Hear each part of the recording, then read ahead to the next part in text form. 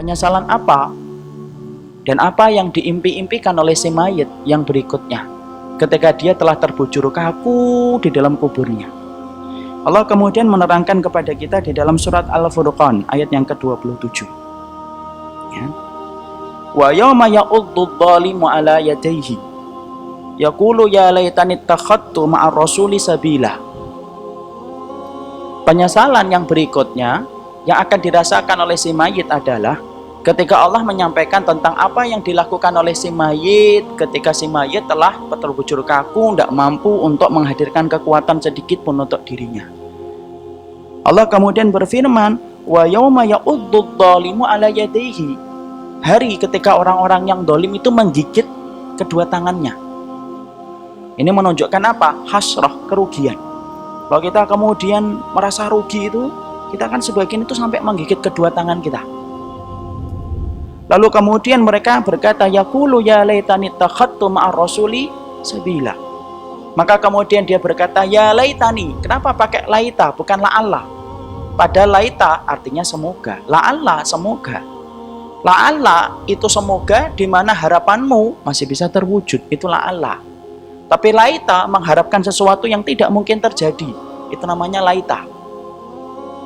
Maka kemudian ketika para penghuni-penghuni di dalam kehidupan mahsyar, maka kemudian mereka berkata, ya laitani takhadtu ma'ar rasuli sabila. Ya Allah, kalaulah kami dulu mengambil jalan Rasul, menjadi jalan kehidupan kami.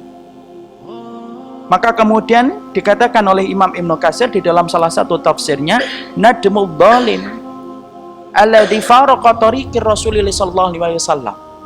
Ini menunjukkan penyesalan orang-orang yang dolim, dan cukuplah orang itu disebut dolim dalam kehidupannya ketika dia meninggalkan jalan yang diretas oleh Nabi.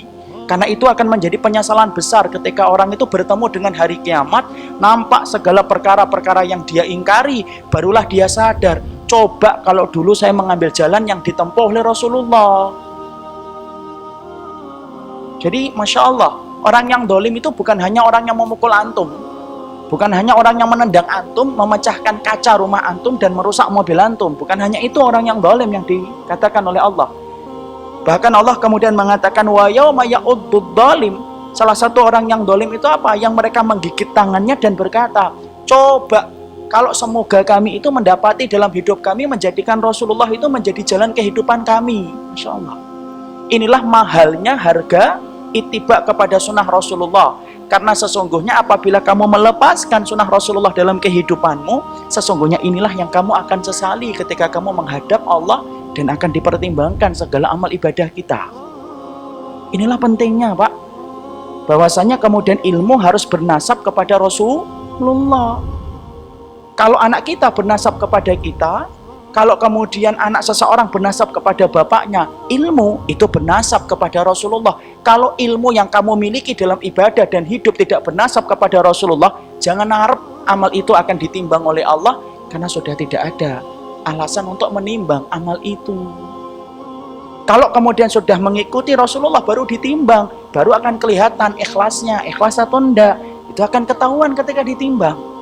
Tapi kalau seseorang di dalam kehidupannya ternyata ilmu yang dia ambil bukan jalan yang diretas oleh Rasulullah, tidak sebagaimana yang dicontohkan Nabi, ya tidak akan ditimbang sholat kita, puasa kita, karena sudah menyelisihi dan meninggalkan contoh dari Rasulullah.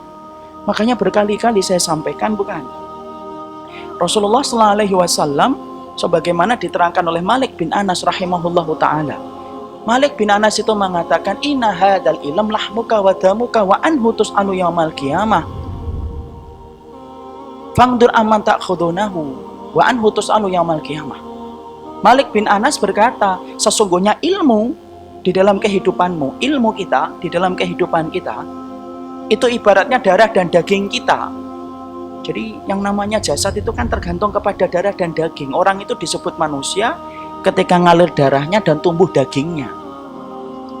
Rasul mengatakan, Malik bin Anas mengatakan, sesungguhnya ilmu di dalam agama itu ibaratnya sebagaimana darah dan dagingmu. Wa anhu tus'alu yaumal qiyamah. Itu loh yang akan ditanyakan oleh Allah pertama kali. Sebelum Allah bertanya tentang semua ibadah kita, Allah tanya dulu ilmu. Dan kalau disebut kata ilmu, apa artinya? Imam Ibnu Rajab berkata, qala Allah, qala Rasul. Perkataan Allah dan perkataan Rasul.